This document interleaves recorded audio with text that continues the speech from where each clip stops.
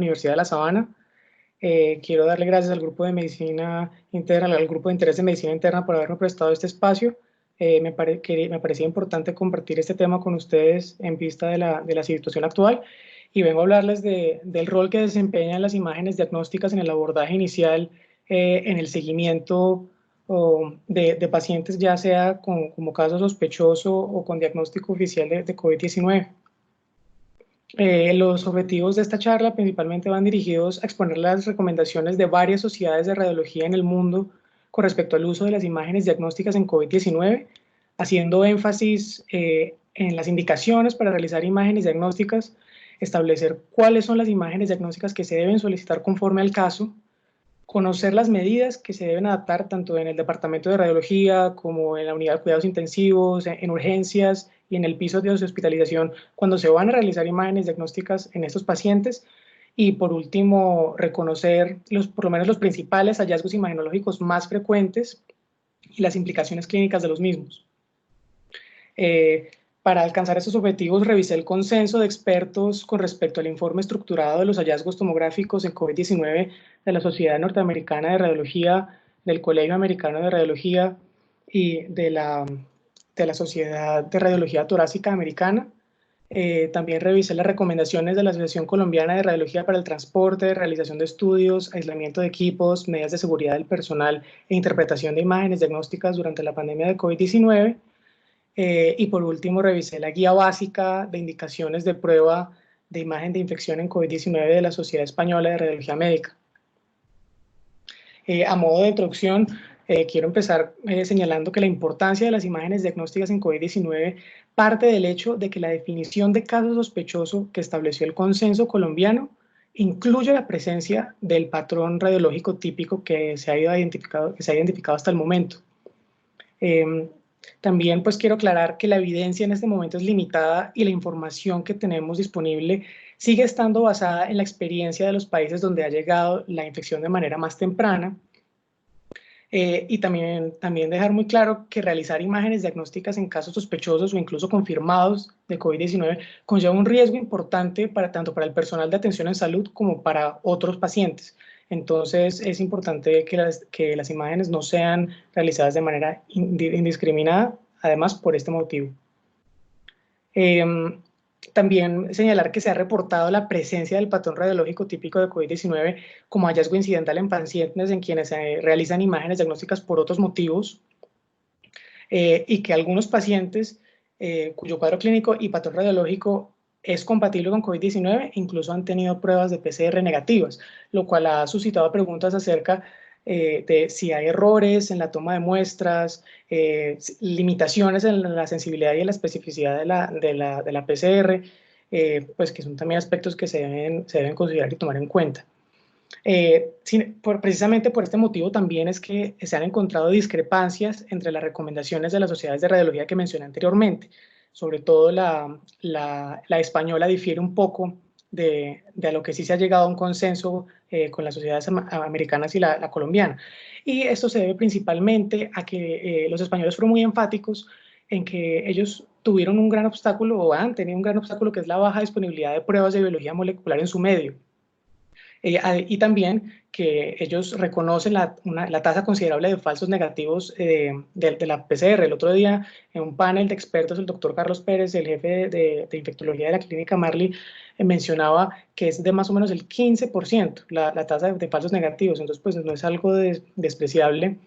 Y pues ya más adelante explicaré cuáles son esas discrepancias que menciona la Sociedad Española. A modo de recomendaciones generales, es importante tener en cuenta que no tiene indicación realizar imágenes diagnósticas a todos los pacientes con sospecha clínica de COVID-19, ni como prueba diagnóstica ni como de exclusión.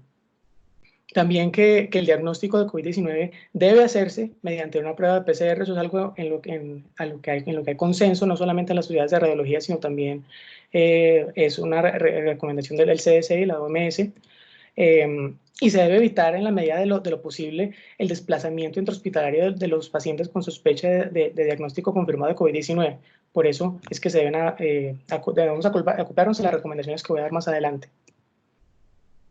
En términos generales, es muy importante que en el hospital o en el centro de atención médica donde nos encontremos se diseñen circuitos específicos para el traslado de los pacientes desde y hacia el departamento de imágenes diagnósticas cuando sea necesario. Y en lo posible, por ejemplo, en el caso de las radiografías de tórax, utilizar equipos portátiles preferiblemente, incluso si se tiene el recurso, designar un equipo portátil que sea de uso exclusivo para los pacientes, ya sea caso sospechoso o diagnóstico confirmado de COVID-19 en los que se va a realizar la imagen. Este segundo punto es controversial porque si bien lo mencionan los americanos, pues en nuestro medio y digamos que tiene limitaciones. Ellos hablan de designar incluso salas exclusivas para realización de las imágenes diagnósticas. Sin embargo, pues en nuestro medio hay muy pocas instituciones que tienen, por ejemplo, más de un tomógrafo.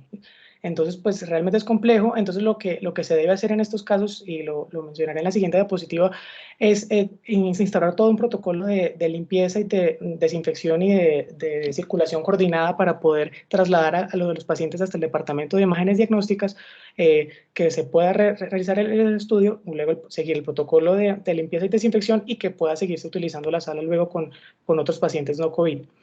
Y otra cosa que sí es muy importante es que la institución sí debe instaurar un protocolo en el que los radiólogos le den prioridad a la interpretación de los estudios de COVID-19 como si fuese un estudio de urgencia. Este es un diagrama que emitió el Colegio Americano de Radiología que resume en 3 puntos muy sencillos lo que el Departamento de Radiología debe saber como con respecto a los ajustes y las medidas que se deben tomar en cuenta. Hacen el énfasis, como pueden ver aquí a la izquierda, con respecto al paciente, sobre el uso de equipos portátiles y limitar el transporte intrahospitalario de los pacientes, que el paciente ingrese al departamento de radiología si es necesario con un tapabocas y que lo use durante todo el procedimiento y incluso al salir. Para el personal médico, pues lo que ya sabemos, que es utilizar la protección ocular, el tapabocas, idealmente una bata antifluidos desechable y guantes no estériles que sean también desechables.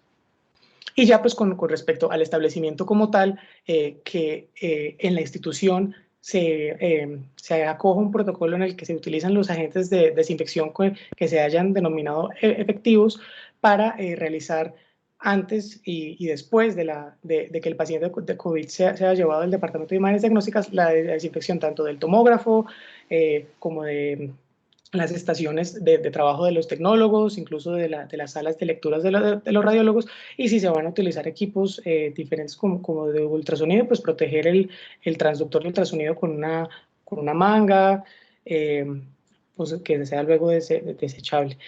También lo que digamos acá, algo que quiero adicionar, que no lo tengo escrito, pero sí menciona la guía colombiana, es que idealmente luego de que se lleva al paciente a la radiología, debe haber un periodo de más o menos unos 30 minutos de inactividad en la sala donde ingresó el paciente y se realizó el estudio, y luego una desinfección, una descontaminación de más o menos 1 hora.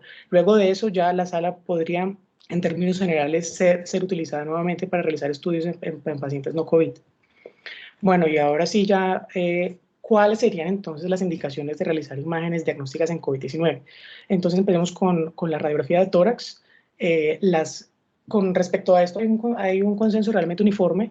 Se indica realizar una radiografía de tórax cuando se sospecha clínicamente que el paciente cursa con una neumonía por COVID-19 y también cuando hay pacientes con un diagnóstico ya establecido de neumonía por COVID-19 que tienen un deterioro progresivo y una mala evolución clínica. Eso sería en esos 2 escenarios donde estaría justificado realizar una radiografía de tórax. Recordar, como había mencionado, idealmente con equipos portátiles. Si se puede llevar a urgencias o hasta el piso de hospitalización en el área donde está aislado, preferiblemente evitar a toda costa el desplazamiento intrahospitalario de esos pacientes. Hay que tener en cuenta que la radiografía de tórax puede ser normal, sobre todo en los primeros 5 días posteriores al inicio de los síntomas del paciente, y una radiografía de tórax normal no excluye que haya infección. Y también pues mencionar que en términos generales la radiografía de tórax, si tiene indicación, debe ser el estudio inicial de todo paciente con sospecha de neumonía por COVID-19. Importante también mencionar que la sensibilidad de la radiografía de tórax es inferior a la de la PCR.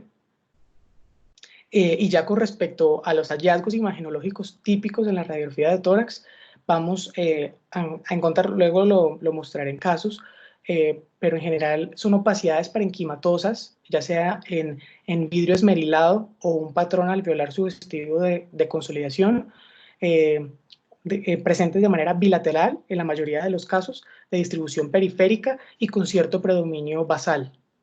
Esto, como menciona, es el hallazgo típico. Hay excepciones a esta regla, por supuesto, pero el patrón típico es este. Y también tener en cuenta que cuando el compromiso es unilateral, esto usualmente se da en la etapa inicial de la enfermedad. Y más o menos hacia el día 10 posterior al inicio de los síntomas es que se considera que es el pico de la presencia de los hallazgos radiográficos. Empecemos entonces con el primer caso que traigo hoy.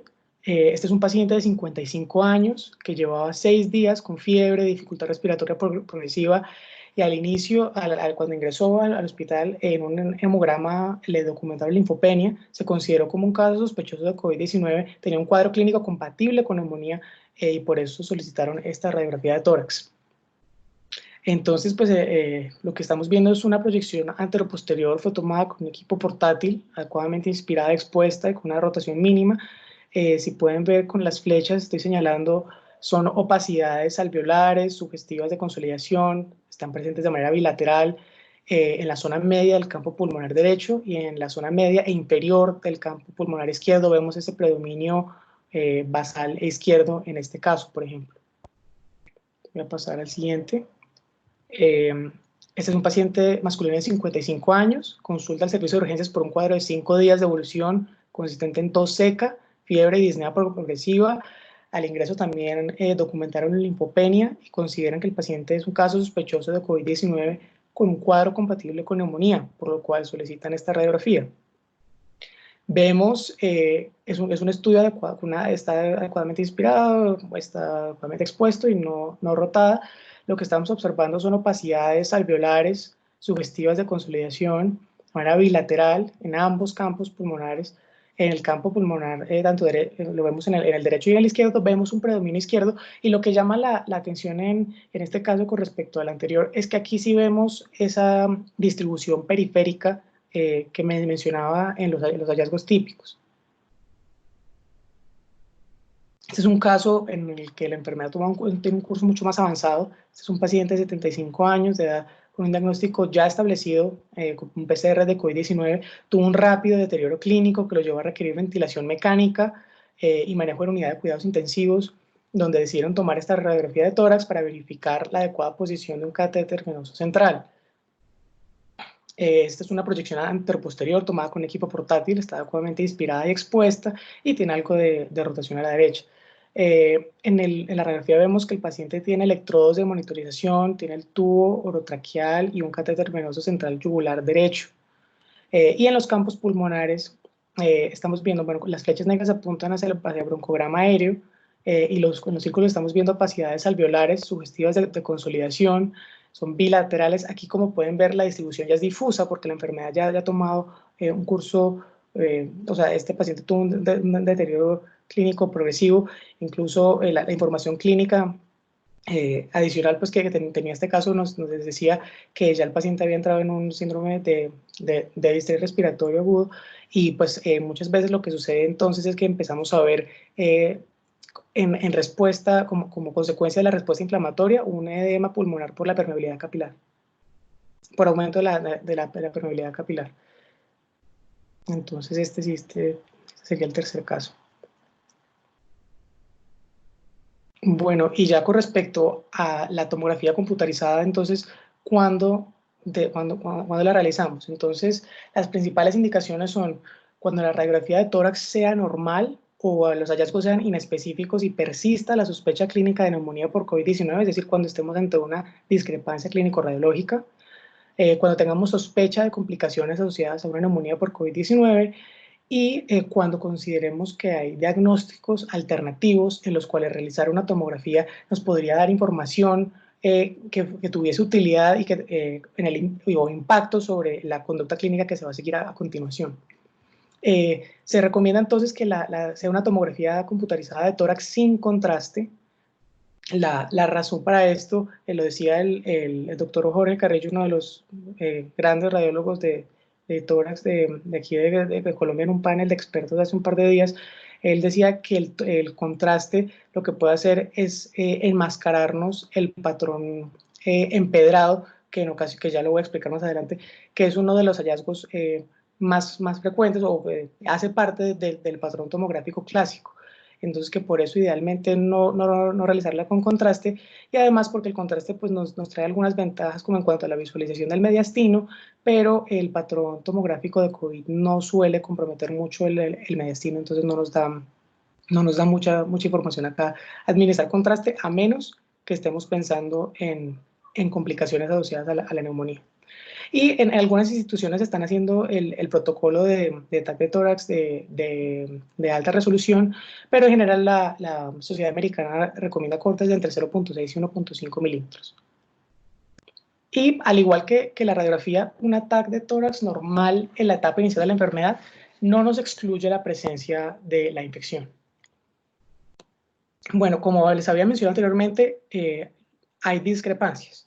Entonces, por ejemplo, la Sociedad Española de Radiología Médica, aquí, por ejemplo, está de acuerdo con las indicaciones para realizar tomografía que acabo de mencionar, pero ellos incluyeron estas también, que son, como les digo, son controversiales. Ellos también dicen que si la PCR llega a no estar disponible o y persiste una alta sospecha clínica de COVID-19, se debe realizar una TAC. También dicen que si la PCR es negativa y persiste una alta sospecha clínica de COVID-19, puede realizarse una TAC de tórax.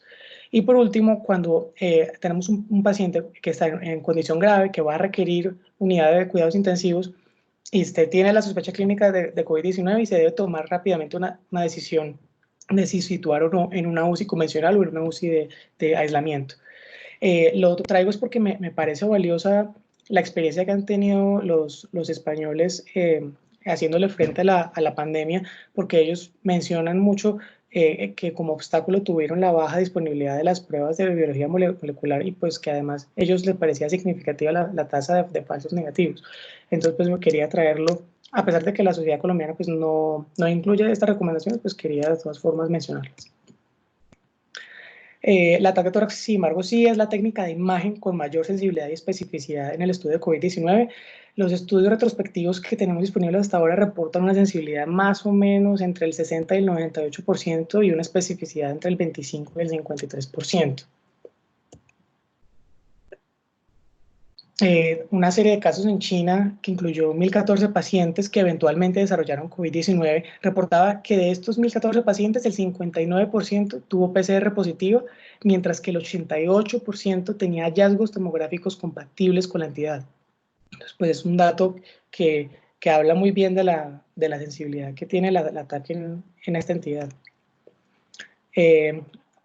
Ahora, en los primeros 2 días posteriores al inicio de los síntomas, se ha documentado que más o menos el 50% de los pacientes ya presenta hallazgos tomográficos positivos, y ya entre el día 3 y 5 esta cifra asciende a casi un 90%. Estas son cifras de la guía española.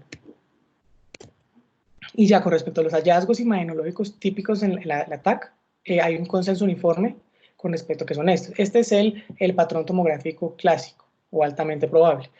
Son opacidades nodulares, es decir, redondeadas, en vidrio esmerilado, asociadas o no al empedrado o crazy paving, que voy a explicar más adelante, y consolidación.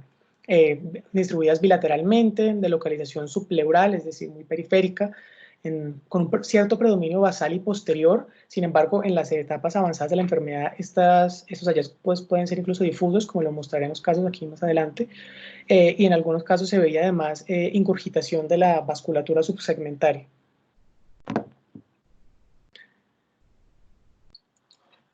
Ahora, también lo que pasa es que tenemos que tener en cuenta que no es frecuente encontrar consolidación lobar, adenomegalias, cavitaciones, derrames pleurales, ni el llamado patrón de árbol de engemación, que se refiere a la presencia de nódulos centrilobulillares en la neumonía por COVID-19. Es decir, que esto nos puede ayudar a diferenciarla de otras neumonías. Sin embargo, si bien encontrar estos hallazgos que menciono aquí abajo no es lo más frecuente, no significa que su presencia excluya la entidad, solamente que harían parte de, digamos, los hallazgos atípicos o de poca probabilidad que nos podrían orientar en el momento que tuviésemos que tomar decisiones. Bueno, entonces, pues ese es el patrón tomográfico, pero entonces, ¿qué significa eso? Pues son términos complejos, entonces, pues quería tal vez explicar cada uno de ellos de manera individual y antes de entrar a mostrarles los casos. Entonces, pues con opacidad nos referimos a aumento de la atenuación, es decir, para tomografía, con eso corresponde a lo que diríamos que se ve hiperdenso, que es que en una escala de grises pues se vea más blanco. Con nódulo o nodular nos referimos a que la imagen sea redondeada y de menos de 3 centímetros, o sea, que esa opacidad sea redondeada de menos de 3 centímetros. El vidrio esmerilado hace referencia a una imagen en la que hay un aumento de la atenuación, es decir, se ve hiperdensa, pero hay una preservación de la visualización de las estructuras broncovasculares, es decir, los vasos y las estructuras que están justo al lado de esa opacidad se siguen viendo a pesar de que la atenuación está aumentada. A eso se refiere el vidrio esmerilado, ya lo mostraré. El empedrado o crazy paving hace referencia a un aumento de la atenuación de los septos inter e intralobulillares que se debe a un engrosamiento de estas estructuras. Con consolidación nos referimos a que está aumentada la atenuación, es decir, se ve hiperdenso, pero la atenuación está aumentada a tal punto de que ya no se ven las estructuras broncovasculares que están subyacentes y corresponde a la ocupación de los sacos alveolares. Por último, pues bilateral, pues nos referimos a que está en ambos campos pulmonares, pues para este caso específico. Subpleural, pues que está justamente pues está directamente bajo la pleura, y basal, pues que está en la parte inferior de los campos pulmonares o en los lóbulos pulmonares inferiores. Este diagrama, pues me parece que es muy ilustrativo antes de mostrar las tomografías. Aquí hay que imaginarnos que estamos viendo un corte axial de un ataque de tórax. Lo que estamos viendo, esta línea que estoy mostrando con el cursor es la pleura. Las estructuras hexagonales que estamos viendo acá es el lobulillo pulmonar secundario, es una estructura anatómica que tiene a una arteria en el centro de 3 a 5 bronquiolos más o menos en el centro. Y estas líneas negras que vemos entre cada una de las estructuras hexagonales son los septos interlobulillares. Ahora muestro esto porque como les mencionaba anteriormente, el patrón empedrado hace referencia a que estos septos interlobulillares, que son las líneas negras, y estas líneas verdes, que son los intralobulillares, se encuentren engrosados. Entonces, una vez vemos que las líneas verdes, que serían los septos intralobulillares, y las negras, que son los interlobulillares, tengan un aumento de la atenuación, pues hablaríamos de que hay engrosamiento, y se refería a eso al aspecto empedrado, que se suele sobreponer con el vidrio esmerilado. Y pues aquí muestro ya la tomografía. Esta es normal, pero entonces quiero mostrarles cómo se refiere a lo que aparece en la imagen A con la B. Entonces aquí estamos viendo el lobulillo pulmonar secundario, que es la misma imagen hexagonal que les mostraba antes. En el centro está el vaso, está la arteria. Estas dos líneas blancas, esta y esta, son los septos interlobulillares, y las líneas blancas pequeñas que están adentro son los septos intralobulillares. Cuando hay un aumento de la atenuación de esas estructuras, consideramos entonces que están engrosadas, y si además de todo tenemos vidrio esmerilado superpuesto, pues entonces hablamos de vidrio esmerilado con empedrado encima. Bueno, voy a mostrar entonces ahora sí los casos. Este es un paciente de 52 años, ya con un diagnóstico establecido de COVID-19 por PCR, en quien se realizó una tomografía de tórax que muestra el patrón típico. Entonces, como pueden ver, los asteriscos nos muestran unas opacidades nodulares, lo vemos de manera bilateral, o sea, aquí vemos una, aquí hay otra, aquí hay otra.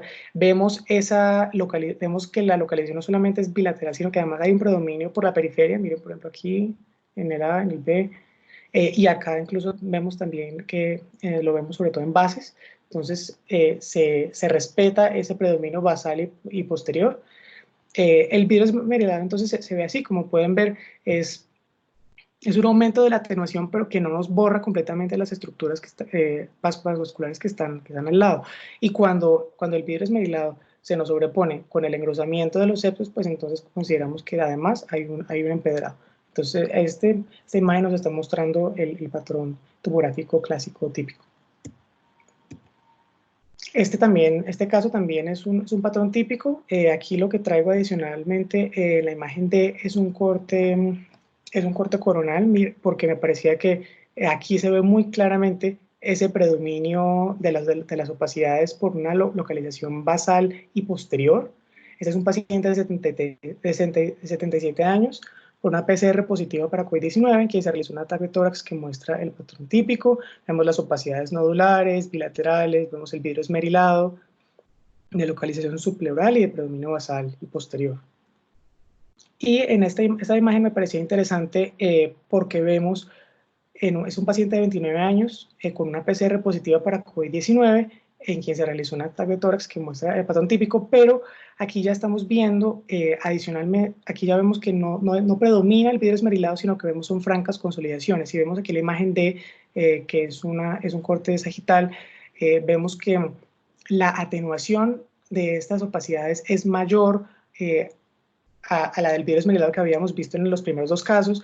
Estas imágenes sugieren consolidación. Usualmente la consolidación aparece ya en una etapa más intermedia de la entidad, y pues ya las consolidaciones suelen estar asociadas a ocupación alveolar en estos casos. Sin embargo, pues vemos cómo se sigue respetando la distribución bilateral, la localización subpleural y basal y posterior. Ahora, algo que me parece muy importante es que hay que tener en cuenta los diagnósticos diferenciales. Si bien, como les he estado mostrando, hay un patrón tomográfico típico clásico, el vidrio esmerilado no es exclusivo de la neumonía por COVID-19. Hay varias entidades que pueden cursar con el mismo patrón tomográfico o por lo menos muy similar, y entonces hay que tenerlo en cuenta. En las imágenes A y B estamos viendo un patrón tomográfico clásico de COVID-19, pero ya con predominios de consolidación más que de vidrio esmerilado.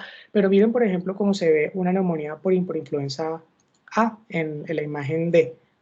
También vemos consolidación, vemos el broncograma aéreo. Esta, digamos, como está en una fase un poco avanzada, pues vemos que la distribución es difusa, pero un COVID-19 en una que tenga un deterioro progresivo puede generar un patrón tomográfico tal cual como este. Entonces, pues es importante tener en cuenta eso. Miren, por ejemplo, en la imagen C cómo se ve un patrón tomográfico de neumonía organizada. Entonces, pues realmente, si no tenemos una clínica muy clara, una fuerte, o sea, que la definición del caso sospechoso, que el paciente tenga los síntomas y la clínica sugestiva, que además tengamos los laboratorios para acompañar las imágenes, pues no podemos empezar a hablar de COVID-19. Siempre es importante tener en cuenta que además de la imagen, la clínica del paciente y los laboratorios son fundamentales antes de tomar cualquier decisión. Miren, por ejemplo, cómo se ve el vidrio esmerilado en una lesión pulmonar aguda por toxicidad a drogas, y cómo se ve el vidrio esmerilado en una neumonía por neumocistis. Pues me parecía importante traer los diferenciales del vidrio esmerilado para que siempre pensemos que no es que ahora todo lo que sea vidrio esmerilado es COVID.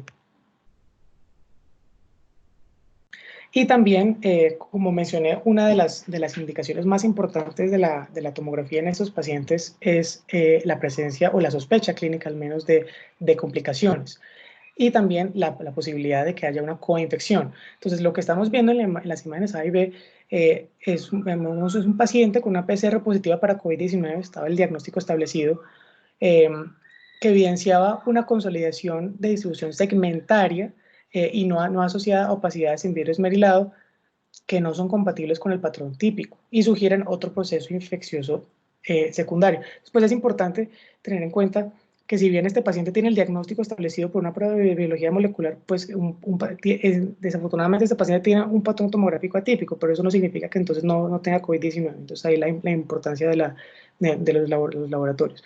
Y también, pues que también tener en cuenta que este paciente puede tener una coinfección, y si hay una sospecha clínica importante, pues entonces se debe realizar la tomografía y si se piensa que el paciente está coinfectado, pues entonces indudablemente va a cambiar de manera radical la conducta terapéutica que se va a seguir con este paciente. Bueno, ya como últimas consideraciones, queríamos anotar que la Sociedad Colombiana de Radiología indica que la presencia de un patrón tomográfico clásico, incluso con una PCR negativa o ausente, si el contexto clínico pues, es apropiado y el paciente, digamos, tiene una alta sospecha, pues sugiere el diagnóstico de neumonía por COVID-19. Y esta gráfica me parecía interesante porque muestra los hallazgos que con mayor frecuencia vemos de acuerdo al tiempo de evolución de los síntomas. En los primeros 0 a 5 días predomina sobre todo las opacidades en vidrio esmerilado, sobrepuestas con empedrado. Vemos hacia entre los días 6 y 11 como el vidrio esmerilado pues va en aumento, pero como ya pasa a ese momento, puede pasar incluso a sobreponerse con consolidación, y ellos acá además sugieren que se ha visto que cuando la consolidación empieza a tomar una distribución difusa, esos son los casos que suelen tornarse críticos. Me parece importante eso. Y ya luego entre los días 12 y 17, pues ya va disminuyendo el porcentaje de vidrio esmerilado. Incluso hay algunos pacientes que pueden quedar con algunas bandas fibróticas y pueden tomar además una distorsión de la arquitectura de neumonía de organización en la última etapa de la enfermedad. Como mensajes para llevar a casa, pues tener en cuenta que los pacientes pueden presentar el patrón tomográfico típico de COVID-19 incluso antes de presentar síntomas, eso hay que tenerlo claro. Los pacientes con una buena evolución clínica no requieren imágenes de seguimiento. Tener en cuenta que los pacientes que sí tengan un deterioro clínico progresivo se pueden seguir y se deben seguir con imágenes diagnósticas, idealmente con radiografía de tórax, para como fita linfático para poder disminuir la movilización intrahospitalaria del paciente. Y por último, pues como se suele decir en muchos casos en imágenes diagnósticas, pues si bien, como decía la Sociedad Colombiana de Radiología, la extensión del compromiso radiológico en términos generales sí se relaciona con la progresión y el curso que va a tomar la entidad, la conducta terapéutica siempre se debe tomar conforme a la clínica del paciente. El diagnóstico de neumonía es un constructo, no depende solamente de las imágenes diagnósticas, y las decisiones clínicas y la conducta terapéutica tampoco debe depender de manera exclusiva de las imágenes diagnósticas. Siempre se debe tomar en conjunto con la clínica del paciente y con las pruebas de laboratorio. Estas son las fuentes bibliográficas de las guías que revisé, y eso es todo. Muchas gracias. Juan Martín, felicitaciones, una charla muy completa, nos abre una visión hacia este panorama, y muchísimas gracias por tomarse el tiempo de realizarla y de tomarse ese espacio que para todos ha sido muy grato. No sé si alguno de ustedes tenga alguna pregunta para realizarle a Juan Martín. Sí, yo tengo una pregunta. Juan Martín, muchas gracias y felicitaciones. Quería preguntarte sobre el papel de la ecografía de tórax en el diagnóstico, en el seguimiento del paciente con COVID-19. Claro que sí, mira, es algo controversial. La guía española es la única que se refiere directamente al rol de la ecografía. Ellos mencionan que